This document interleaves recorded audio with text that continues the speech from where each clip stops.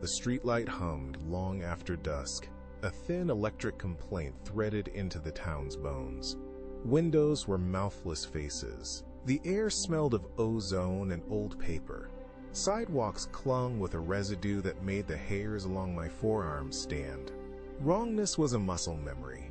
Small betrayals first. The clock that ticks a second late. The dog that halts at an invisible line. Then the world rearranges itself around a single patient anomaly. At first the signs were coy. A neighbor's laughter in the kitchen splitting into half-tones.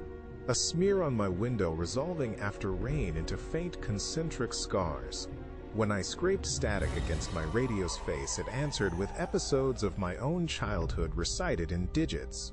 Maps on the library table rewove themselves if you blinked too long. Drowned starlight traced new constellations across hospital records. Invitations sat where nobody habitually looked. Beneath a bill, in the margin of a sermon, printed into the condensation on a cold glass. They were not violent. They acted like linguists, patient and precise, crafting a new grammar. Paranoia has architecture. I bolstered doors as if timber and bolt could staunch an idea.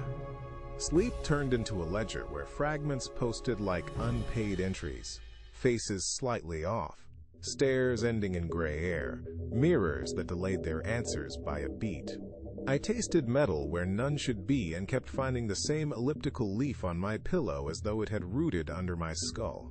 Friends said I looked hollowed. My reflection seemed to agree, mouthing borrowed phrases while the eyes did the counting. Nights bled into a slow calculus of fear. I measured time not by hours but by the rate at which shapes multiplied behind my lids. Confrontation is deception.